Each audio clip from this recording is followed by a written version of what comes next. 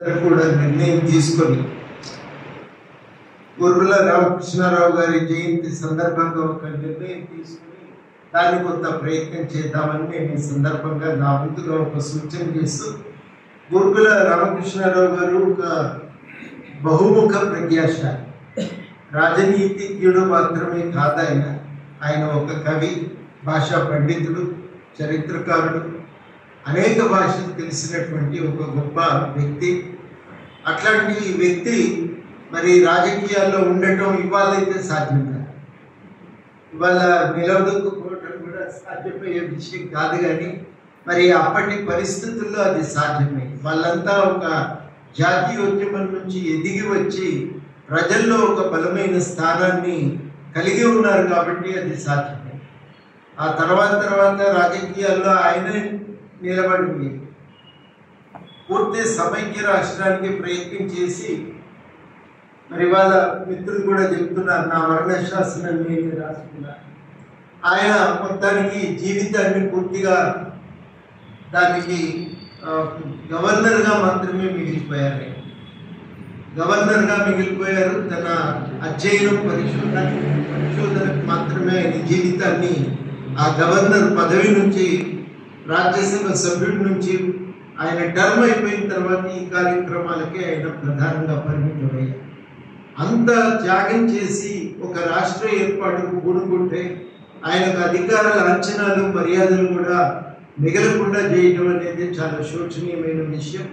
ఆ తర్వాత తెలంగాణ మలిదశ తెలంగాణ ఉద్యమం వచ్చేదాకా గురుగుల రామకృష్ణారావు గారి పేరు కూడా ఎక్కడ మనం గుర్తు చేసుకున్న దాఖలాలు కనబడవు. చివరికి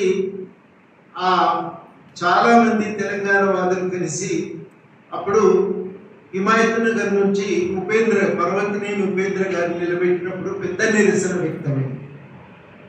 ఒకవైపు ఎన్టీ రామారావు గారు ముఖ్యమంత్రి, పర్వతనేని ఉపేంద్ర హిమాయత్ నగర్ నుంచి పోటీ అంటే మరి అక్కడ ఉన్న తెలంగాణ 69 ఉద్యమకారులంతా ఇది జరిగితే మనం ఎక్కడ మిగులుతామనే ఆలోచనతో పెద్ద తిరుగుబాటు అయ్యాయి. ఆ తిరుగుబాటు ప్రయత్నం ఫలితం ఏంటంటే ఉపేంద్ర ఓడిపోయిన తర్వాత తెలంగాణ గురించి మాట్లాడుకోవటం, చర్చ చేయటం మొదలైంది. ఆ క్రమంలోనే అసలు తెలంగాణ హైదరాబాద్ రాష్ట్రానికి ఒక ముఖ్యమంత్రి ఉన్నాడనే విషయం కూడా మనం మర్చిపోయినామని చాలామంది మిత్రులు, ప్రభాకర్ ఈ మీటింగు జరగటం మనకు చాలా రకంగా ఒక ఉత్తేజాన్ని ఇచ్చినటువంటి సమావేశం ఇది. ఆ ఉత్తేజం కలిగించడానికి ఇవాళ మరి నిజంగా నేను మళ్ళీ ఒకసారి కృష్ణదేవరాయ భాషా నిలయం వారికి కృతజ్ఞతలు. అప్పుడు కృష్ణదేవరాయ భాషా నిలయం, ఇప్పుడు అది కృష్ణదేవరాయ తెలుగు భాషా నిలయంగా మారింది. ఈ తెలుగు భాషా నిలయం వారికి నేను కృతజ్ఞతలు తెలియజేస్తున్నా. మరొక సందర్భంలో ఈ విషయాలపై ఇంకా లోతుగా మాట్లాడుకునే అవకాశం దొరుకుతుందనే ఆశతో సెలవు. జై తెలంగాణ.